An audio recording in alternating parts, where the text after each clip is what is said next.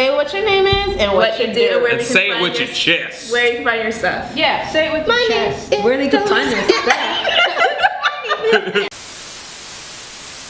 Hey, these are my friends. We're gonna talk some shit. I like talk some shit. I think that's a good name. That is a pretty good name, yeah. That's a good name for the show and your podcast. Look at us. Talk some shit. Creative stuff while talking about creative stuff. The first shit, what inspires you to create? I guess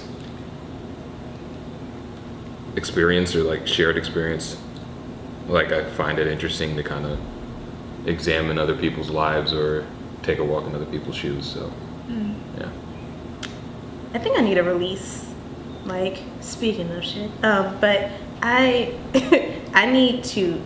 have an intense desire to express something, and so the method I chose through writing, like, that's the creation, and what inspires me is like rage, righteous indignation, happiness, anything that bubbles up that just needs to get put out there. That's real.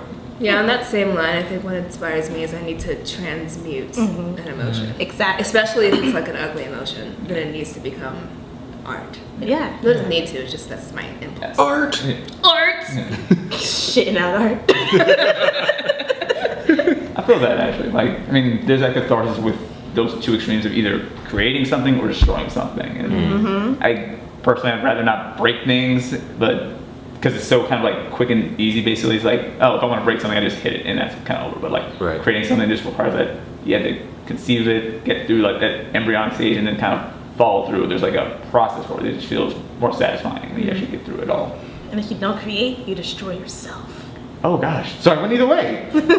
Oh, I'm depressed. Oh, I just sorry. For real though. Is it What makes you sad?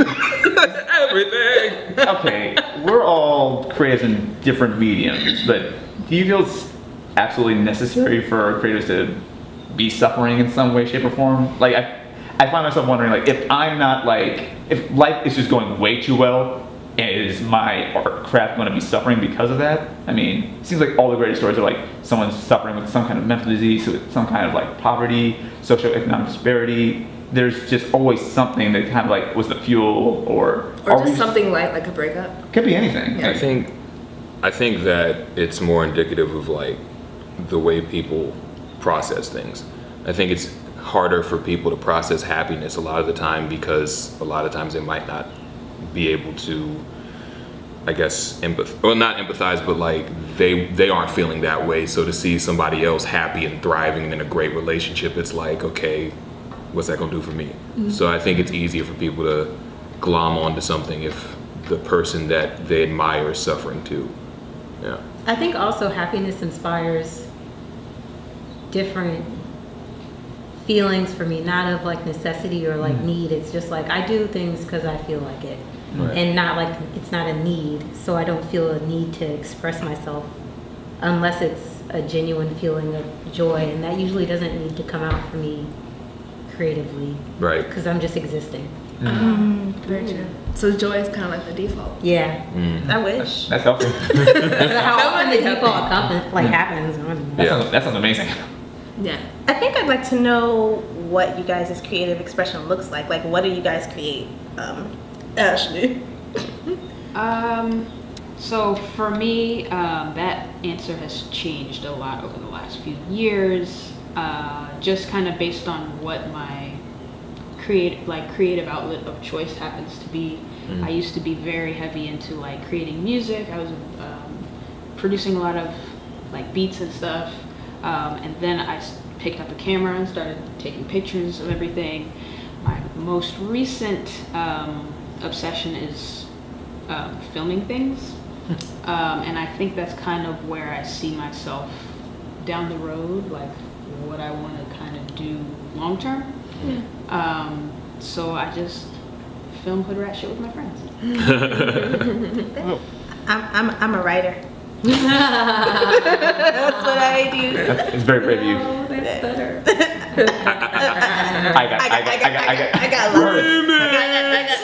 I got lots of pins. That's about it.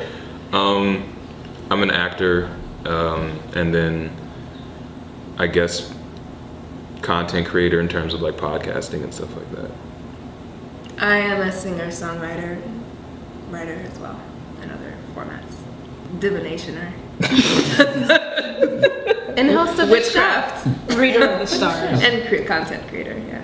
I haven't really found my home yet, but But we're in it. write. I write. Yeah, I write stuff. I don't know. That's my answer. Writer. Writer, but I also like doing it.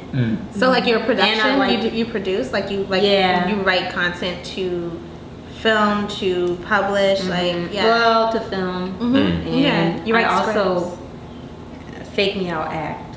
But yeah. First love was photography, then that kind of spiraled into video work. But I do like what you were saying earlier about how it's not necessarily about the medium, it's kind of like what about the experience is. So as far as what I am pursuing to create, it's not necessarily content in the sense like, oh, I want to make this dope photograph, this dope collection, this film. I think ultimately what all these things that are different channels have in common is that I want to create experience and relationships. That's ultimately what I'm trying to go for. True. Obviously, it's always about wanting to affect people, having a sense of connectivity. We live in an exceptionally globalized era as a society, I think.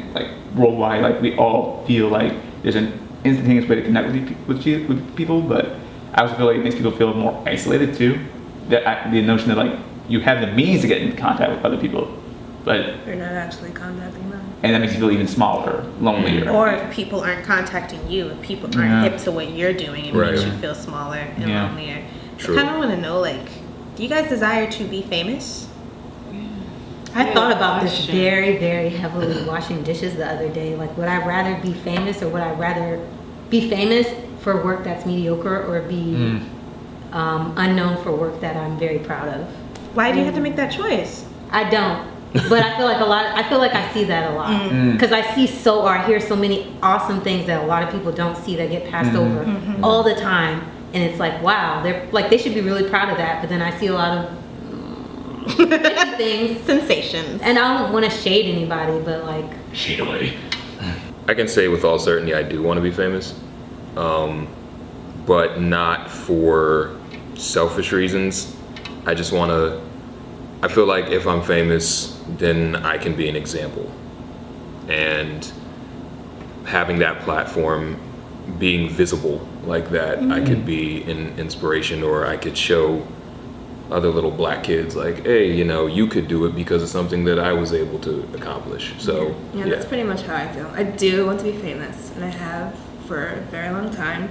And much like you, it's out of a place of service, both in lyric writing and also just setting an example of who I am. But then my mom pointed out something. She was like, you could want to be famous for service and want to help people, but it's still an ego-driven need. She was like, what? You could just help people at the open mic or help people at a cabaret. Why does it have to be so big? So I've been teasing that out. Why does my message have to be broadcasted on a public scale? True. And I want it. I think to myself, it's because I want to help people, as many people as possible. But you can help a lot of people as possible in small little venues along the way. So that's something I'm still reconciling, because I have very big dreams with a lot of gravity.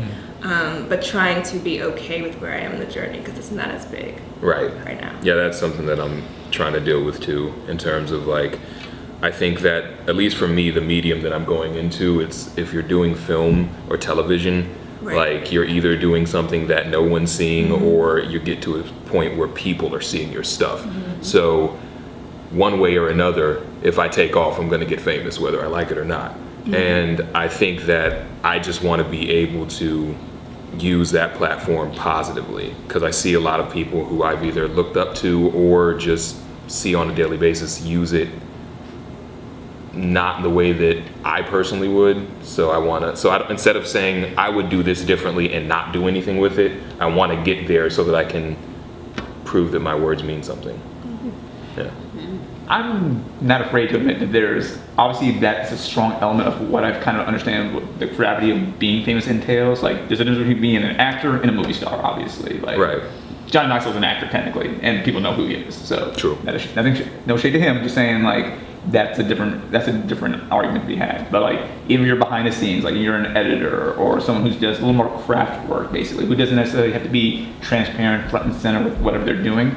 I also feel like because art is subjective, there's a certain amount of, I guess, reaffirmation if you were to become famous, to feel like, sure, I can show like what I've developed basically to friends, family, passersby, just whatever the pool around me has decided to pass in front of it, and just feel like, oh, they like that or they don't like that. Somehow being famous just kind of just reaffirms that like a lot of people famous for that basically, and that feels good. I don't think it's like necessarily ridiculous for people to feel like. It makes me feel like I've done something that like connects with people. So like it's selfish on my part basically, if I want to be famous in that regard, just to make me feel like I did do the thing. But that's something I don't feel like I feel like people are afraid to admit that it's just like it's a little bit for me too. I do think it's natural to enjoy recognition for your hard work and Absolutely. your efforts. Put that on the fridge. For me personally, I don't think I've, as tempting as it can seem sometimes, I don't think I would enjoy fame on a large scale. And I think for the type of work that I'm going into, I'd much prefer just industry recognition than large, like wide scale recognition. I'd be very content with just being able to like roll in certain circles because people know like have seen my work or like are fans just internally, but You're popular, not famous, but popular. ooh, tell me more. Yeah, like I think it's just a matter of like you said, it's that I can go. We'll have a conference basically, which is at like a really nice hotel that no one else. It's like I know that now it's actually a bigger deal. We're like, oh, the SAG Awards, White House Press, like these. We're all saying like, wow, there's these networks for like. Even if you work I work a 9 to 5, just very technical, like in auditing basically, and like they have conferences every day, and it's just always like, oh, bankers, income auditors, it's financiers, like actuaries, and they have their events where I'm like, these are people being recognized from all over the country, all over the world, and it's like, it's got to feel nice to kind of just be able to see like, you've done this work for so long. And while the planet may not appreciate it in that like, oh my gosh, I love that movie, I love that song, I love that dance performance or whatever, like you should be told by your peers who also understand what it takes to do what you do, that you're on it right now. Right. So. Do you think there's something about art that lends itself to having to have an audience? Like you can be a dentist and be a pretty good dentist, and that's something that people do in their private lives, is like fix their teeth. But like art, if you're just creating art in a vacuum, it's still like.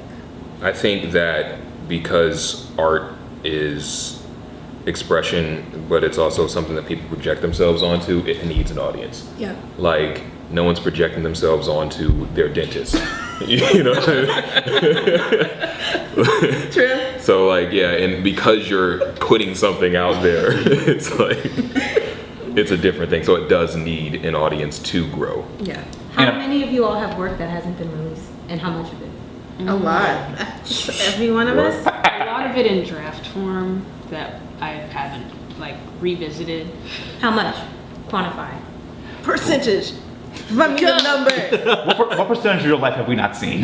Dozens of unfinished tracks. Because she has music too.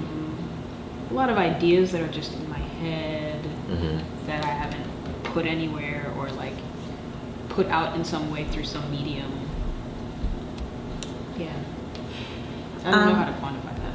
It's difficult for me to answer because a lot of my content is very public, but part of that makes me more hesitant to share other ideas that I have because I want to keep that same energy. But like, I mean, yeah, like becoming a brand can be a difficult thing. Like it's something that people aspire to, but it's also very limiting. So like if I'm constantly writing about like the world, if I suddenly want to write about meditation tips, it's like, what about Trump? You know what I mean? So there are a lot of ideas in my head. I can't even quantify it. I would say 90% of the stuff I write has not seen the light of day. Very what have you done for me lately type deal where people are like, oh, you're an actor. Can I see something that you've done? And if you ain't got this picture of my face. Exactly. Here's my headshot. It's not like as a media, it's like give me a writing sample. Exactly. Yeah. So There's a lot of stuff that hasn't, and then also just I have folders of ideas. Like I like creating characters or like coming up with story ideas. I'm just not as good at like scripting everything out. I have a friend for that. So. I've always thought you were a very good writer, and when I first I think when we first friended each other on Facebook, and I would see your your reviews on things, and I'd be like, oh, he must be a writer. And so I was like, oh wait, he wants to be an actor, and that was kind of like, oh. So I do think you have a knack for both. Thank you. Yeah, as far as unfinished work, I have a lot of songs that haven't been released, a lot of unfinished lyrics.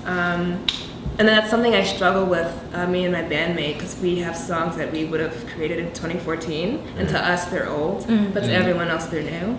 And it's very difficult to keep performing something to me that doesn't feel fresh, but to the world it's fresh, but I don't know. But it also made me think of like, when I write a song, it is first for me to like get out the emotion. So it doesn't feel incomplete in that way. Like I would want it to reach the world, but if it didn't, I'd be like, well, at least I had my moment of catharsis. That's how I feel True. too. So it's not technically like they're all unfinished and whatever. Like I dealt with something. I always think that when I die, everyone will read my diary and be like, damn, she wrote so talented. So talented. I needed those meditation tips. The cloud will just release like all of her content based. And I was like, oh my gosh, she had a cookbook. I never thought of this recipe. It's mostly steak. Recipe. You can do that with rutabagas? As far as like what I haven't released, it's probably like near 99%. Mind you, I think like a crazy person as far as like what I want to create. Basically, like there's a time which I want to be a game developer, but coding's hard. So, but like I keep coming with ideas when I'm playing a game. It's like, you know, they just did this, that, and a third thing, and I just have pages and pages in Google Docs of just like concept for this, that, or a third. For this would be a good short. This would be a good music video. This would be a good pilot. This would be a limited series. This could be a good song. Like just. I have old folders of like when I used to draw, basically just like random monsters, characters, and just things like that. I was like, and I realized like, I guess technically like, I made it, I did it, and I have myself to kind of satisfy with like, I did all these things. But as far as like what I've actually shared with the world, not even a fraction of what I've conceived, basically. So, What do you guys think are the biggest barriers to creating? Myself. Elaborate. I talk myself out of a lot of things and second guess, and well, I'm sure everybody does, but even as I will be doing things and feel satisfied with it, I'll like halt myself and be like, wait a minute, like what if somebody sees this and this does not make sense, or like feeling like I'm caught up in my own head, and then I'll just stop. I'm paralyzed by audiences. Like I think it's nice that we've been saying like, oh, I create for myself, but I'll speak for myself. A lot of creation is really like, what will the audience want to see? Like, you can get on TV and wear like a red-nosed clown suit, but if they gave you a casting call to come play Nas, they're gonna be like, that's not what we wanted, bro. You know what I mean? A lot of it is based on like, what does the consumer want? And that paralyzes me, because I can have this idea and I can think, just like Ash, I can think this is good, this is exactly, and it could be what they want, but it's also what I think that they want. And then I cut my thoughts off, because like, what if it isn't? And then like, I'll get dragged publicly on Twitter. And like, it's very complicated. So like my fear of being wrong paralyzes me from doing anything. So. I agree with everybody's sentiment so far, money and yourself, and also just kind of time. Like, I don't know, I think when you're younger, you have all the time in the world, and a lot of people don't take advantage of it. And now that, you know, at least for myself, closing in on 30, like, I'm still young enough, but I just constantly feel like I'm battling time, because I feel like every day there's something that could be done, but if it doesn't get done, then I'm just losing time. So yeah. Same. So my barrier is a little different. I don't necessarily feel a barrier to create. Like, I'm never like, you can't write a song. But I do feel a barrier to how it's going to land in the world. So I have a lot of, you know, not malice, but frustration about the way that society is set up for a black woman in the music industry. And I cannot create anything other than what I'm doing. And I really feel uncomfortable if I ever like randomly make a hard left and do hip hop or do R&B or gospel, Right. which is something that is established in the industry. So I constantly come up against like, they want me to be this way, or I'm always like, blah, blah, blah, and I'm struggling to find like where my voice fits in the confines of like genre, race, society, all that. Right, exactly. Like you have your voice, Yeah. but you're trying to figure out how to make other people listen to Or it. find it. Yeah, or just like know that it's here. Like that's exactly my struggle. Like I can write something right now. You know what I mean? But then I'll crumble it up in a ball and eat it because like no one's gonna want to read it. And So because you haven't eaten index. exactly, it's high in fiber in my writing. I think for me, I'm a bit of a perfectionist, and when I something that both inspires and kind of cripples my creative process is seeing other art. Yes. It really is, yeah. The comparison. And Yeah. so there have been times when I've been like, all right, I'm gonna get back on the horse. I'm gonna, do whatever I'm trying to do, and then I'll see something come out, and I'm like, Nope. Yeah. It's such a catch-22 because we live in such a space where we have so many outlets to express our creativity, more than any other generation before us. But Yep. all those outlets mean other people are expressing their creativity. It's Right? so oversaturated. Why are all of y'all so good at stuff? And then so many more of y'all suck. It's like, I don't want to get caught with the rest of y'all because y'all trash. That's not what I was saying. I'm being stupid about it, obviously. But there's so much to sift through. And Oh, it's yeah. like, how do you find the cream at the very top, basically? Like, there's a lot of Tumblr pages out there. And yeah. And that goes with what sorry, you were no. saying about how mediocrity really, I think, is the path of least resistance. Because mediocrity means you're just pandering to the masses. Right, I can go viral real quick by saying some off the wall shit. You know? Yeah, what I could just use my sexuality, Yeah, but I don't want to. Like at all. Oh, how do you find inspiration then? Oh, it works. If you're not looking at other work. I look at people who I admire, and if I admire you, that there's a boundary that I'm not jealous of you. Does that make sense? yeah. Kind of. I don't know. Like if I really admire you, I'm like, oh, nothing to be jealous of. You're just out here being awesome. But if someone's like kind of at my level doing the same thing, like a little bit higher or a little bit adjacent, I'm like, get the fuck away from me. I'm doing this. I'm doing it first. But like a me to a Beyonce, that's just Right. that's inspiration at that point. I have an overreactive imagination, so I just always think of things, or like people watching, or like sometimes I'll see the way someone walks, or I'll see someone that has like a facial tic or something like that, and I just like internalize it, and then I'm like, that could be interesting later. Other art doesn't, no shade to the other artists at this table. Like, it doesn't always inspire me. No. You know what I mean? No, that's bound to happen. Like, It has to speak to you. and like, or even other writers, like, I get jealous of them, sure, but like, their work doesn't particularly, this sounds so bad, but like, it doesn't particularly like inspire me. No. Like, what fuels an essay or what fuels a story out of me is either an overactive imagination or something that's happened to me personally. Like, a conversation I'm having amongst my friends, or something that I've seen, or someone like sitting on me on the metro. You know what I mean? Yeah. life experience. Yeah, you know what I mean? And Yeah. then I'll draw a whole social context out of that and be like, this is what I want to write about. But then I stop because I'm like, no one else sat on anybody else. This is just a you thing. Like, don't tell anyone about this. But yeah, the hope that someone will read what I write and say me too to it inspires me. And the fear that someone won't paralyzes me. Wow. So it's really just like all or nothing in that case, it sounds like. Mostly nothing. Okay.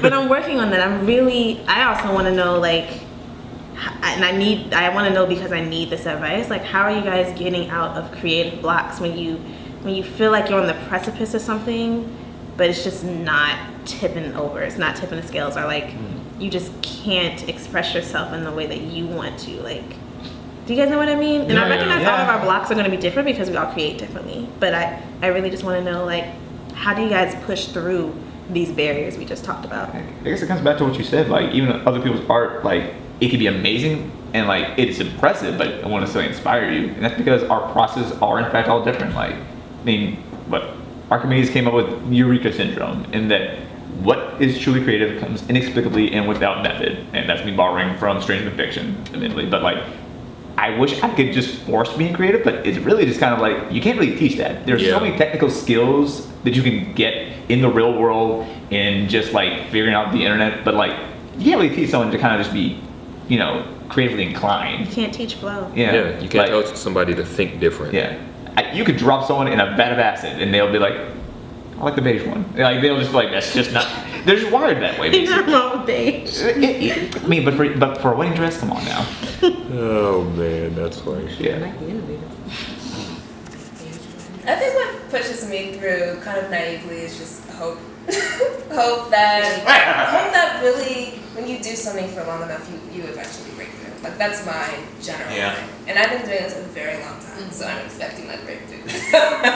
But just like that blind trust that if I just literally keep doing this, something is bound to happen. Because my block, I think, is society not accepting me, and not necessarily me not accepting my own art. No, same. So it's like, okay, if I keep at this long enough and I dig this hole long enough, I will reach the other side. It won't be as quick as like Lord or Miley Cyrus, and that's okay, but I'll get there. Well, that inspires me. Like, you're producing and putting it out there anyway. Like, y'all gonna take what you get. Yeah. Like that inspires me because I don't do that. I think I used to take so many risks, but becoming somewhat established made me less inclined for risk taking. You have something to lose now. Yeah. Maybe. But I also know what it's like to not have it, so why am I afraid to like do what I know? Because you have it. What? I know. I think it's like social coding. Like, the moment you get something, everybody tells you that it's the most important thing in the world to keep it, and sometimes Shit. yeah. And I don't think that it's not like your own fault. It's more societal pressure, and you know that you used to not have it, so you're just like, why is this still bothering me? Society. Right. And you can't have less than what you just had. You've gotten to this level and it's just like, but if I take this jump, I could go down to whatever, basically. It's like, Yeah, that's how I feel about my day job. How do you guys feel about like day jobs or working in something that's not your art to fund your art? Like, I feel like that was like an eureka moment for me, And because I'm Ashlee. afraid to lose like health insurance, my income, status, home. roof over my head, and take the leap to like doing art full I do time. like to eat. Right. Interestingly Yes. Oh. enough, I kind of, before I like really made a go of acting officially, like I was doing just jobs like that had nothing to do with my path and were really just paycheck jobs. I've been a janitor, I've been security at University of Maryland, like I've done all types of things that have nothing to do. We all like, you know, we all went to Maryland. Woo, roll Terps. Well, I was in I think it's Pocomoke or Pocomo. yeah, there you go, the security building. Oh. Yeah. Oh, that's right in front of where Shuttle it used to be. Yeah. I used to be over there all the time. Well, maybe I saw you and I didn't know who you were. Maybe I saw you and wanted to avoid you. Probably. So like just doing stuff that just had nothing to do with what I wanted to do. I was so creatively starved that now that I'm really doing it, I'm so scared to do a job that has nothing to do with what I want. Like now if I'm going to get a job while I'm still building my platform, I want it to be in the field, or else I feel like I'm selling myself short. Ashlee, you reacted really strongly to what Marcus said earlier. Like, what are you thinking? Yeah, because I mean this is unrelated to creativeness, but I thought about the fact that I went from a job, I took a very low paying job into the job that I'm at now. Neither of them are really what I want to do, but I'm just there because I need healthcare at this point. And I have said to myself recently, like, once I'm making enough money in whatever venue I am to eventually say this is not worth it, I cannot wait to leave. But I reacted strongly because in my head I was panicking about how am I going to get more money now to put toward whatever I can get, or more time, because I think that's really what money affords you, unfortunately, is sometimes more time. Agreed. But I was panicking about like, how was I affording to live this time last year with half the income that I have now, and being very afraid to lose what I have now when I was living with way less income and way less stuff. Yes. For like a full good 3 or 4 years. I don't know. Yeah, how do we do this, honestly? But it probably is society telling you that. Yeah. And I want to get to a point where you're at, where like my job, I'm afraid to do a job that Yeah, doesn't. that's cray-cray. It's the opposite of mine. Yeah. I think I think mine comes from necessity. Like, I'm not working right now. So I can think that way. Whereas you guys legitimately have benefits and stuff to lose. Yeah. I don't have those things. So I'm on the different side of the coin. And I used to be on that side of the coin. Like, that's what part of what propelled my career forward, was leaving a job, leaving an entire state, an entire group of friends. Hey, y'all. Like, and like being out there, be like, you ain't got no choice but to make this work. Yeah. Yeah, And that's some what I people- want to do. But I'm so Some people are like that. I think there are two different types of creators. There are the people who can work while they're working, and there are people who need to have their back and ass against the wall and a fire up under their feet, and that's what makes it. That's what makes it work. Do Look that. at look at Wale. Wale was just like, just go across the country and be like, either I'm gonna die on this couch I'm sleeping on, or I'm gonna make enough that I can afford my plane ticket back home and like reestablish my business here. Our friend Wale, not the rapper. Or am I talking? No, I'm talking. Yeah, that plagues me with so much stress, because I feel like I could get to where I am faster if I did not have 40 hours a week at a job that had nothing to do with my stuff. But also, I think my job helps me pay to shoot a video, Right. or pay to go to New York to a show. So it's like, I'm trapped. Right. Yep. If I could do it again, I would have worked while I was working. I would have invested my money back into myself. At the time, I didn't believe I could do both at the same time. But by doing one and the other, I realized that money is very important, and that it's Sadly. it's easier to concentrate when you're not starving. But I think both can work, but one has to work. You can't just be working and not doing your creative, and you can't not be working and not doing your creative. You have to be doing the thing that you want to do, and that's the only. You got to work to make it work. That's the only way it's going to work. You have to be doing it. Like, and no matter, and it doesn't matter if you're working at your job, like, or if you have your back against the wall. Like, as long as you're still doing your thing, like, that's the only way anything will work. Yeah. Sadly, I think we could all look back, and there was a time which we were begging to have what we have right now. I think we are all kind of in the place where it's like, I'm making nothing, or I have no time, or like I'm like, I won't say that everyone's necessarily in a better place, but there's clearly a reason that I'm where I am currently, and it's because I was in a position where, geez, at least even if it was for like a half a second, I need to be doing something else better, whatever that is, and as far as what is concerned, as far as money, time allocation, let me create that very vast safety net as much as possible. And then also, I can do what I want to on the side.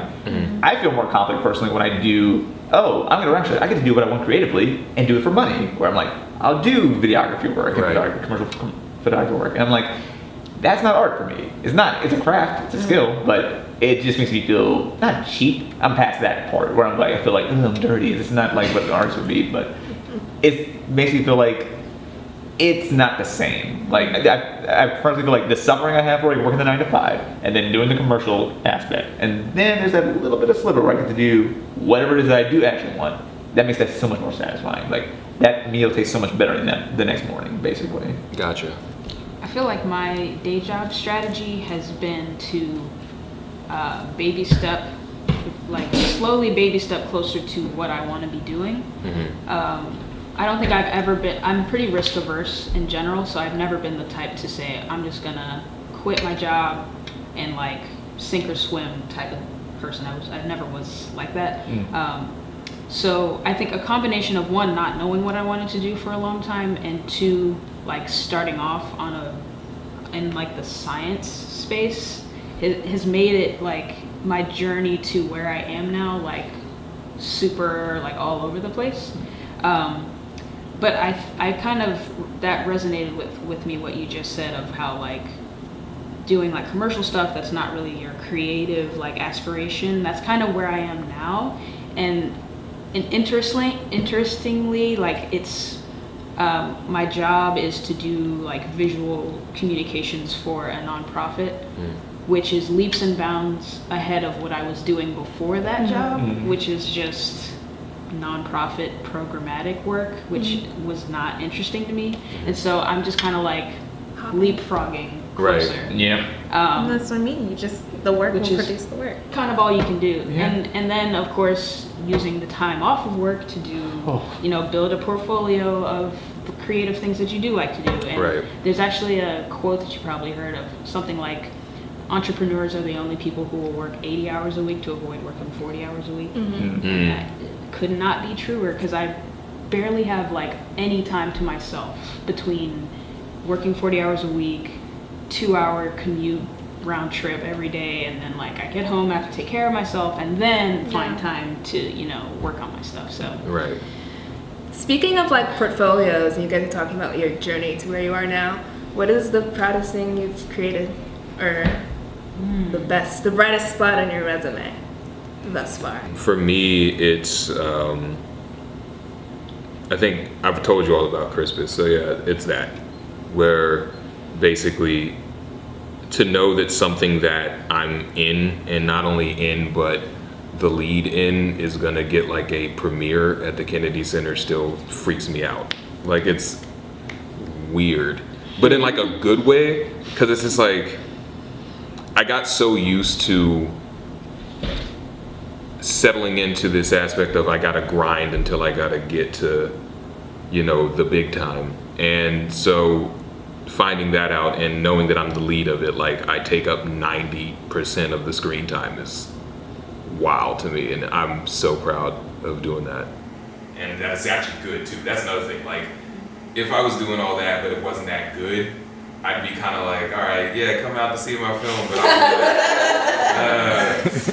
but the fact that it's like actually good, it's the best acting I've ever done. It's like really good looking on a cinematography level. Like, I'm super proud of it. I have a hard time accepting being happy about anything I do, but I'm very proud about where I am now, because I related to what you were saying about being risk averse, and I'm at a place now with my band where I have spent thousands of dollars against my not against my better judgment, but against my safe judgment. And I think it's gotten us to a place where we're really on the verge of something, and something that I'm proud of is something that hasn't even come out. We did 2 videos, Shegaw was there, 2 weekends ago, and the way the first video turned out, it made me cry, because we weren't in the video, so it was like a narrative being told, and I hadn't seen my song portrayed in that way, and it's seeing other people participate in something that I had created was like very. I'm excited.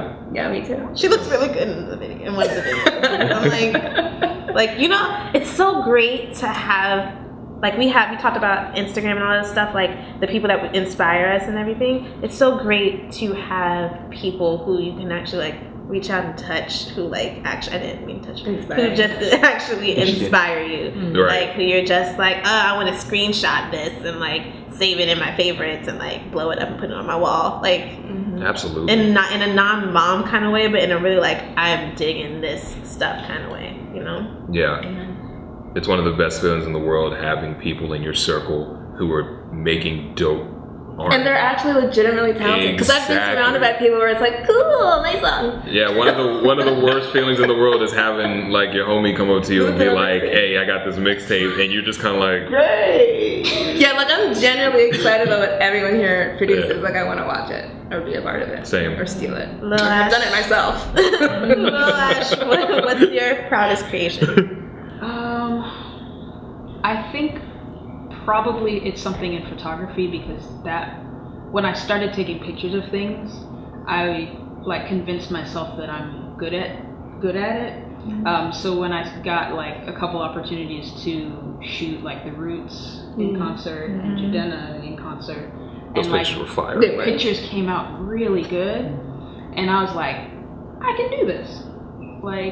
And I it's up on my website, and I can show it to people and be confident about showing my work.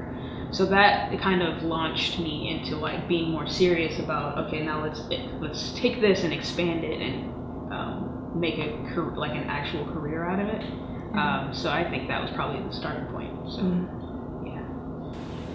How about you? I'm just gonna look at you, girl. Oh, well, I'm looking at you first.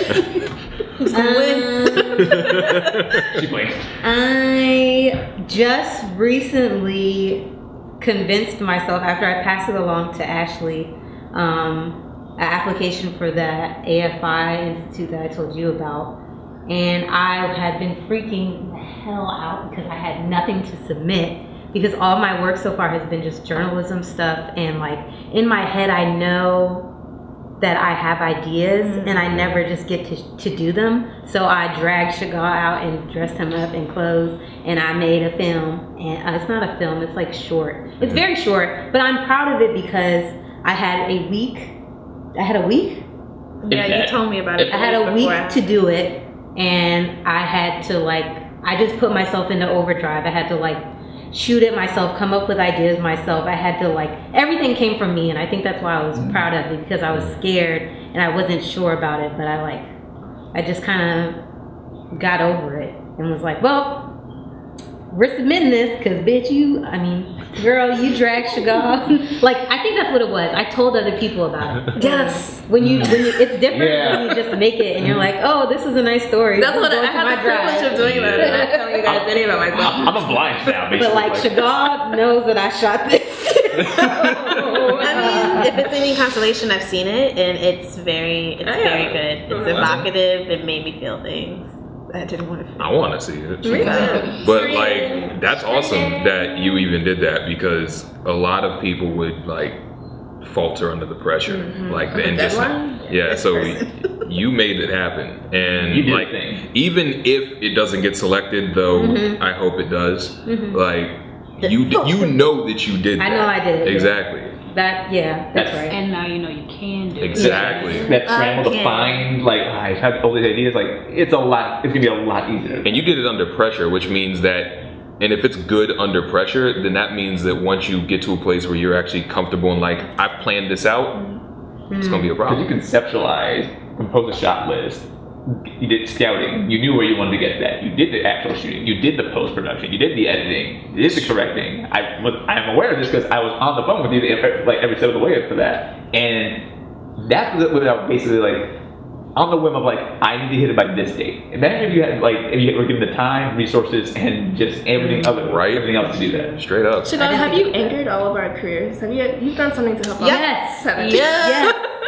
Yes. Just thinking about that. Yes. Yep. Oh. I wouldn't have nothing if I didn't have you.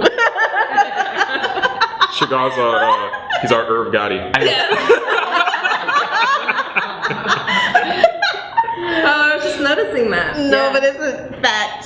Yeah, straight That up. is very much fact. I never thought How about does that. it feel to Be a Horcrux? Mostly just the whole.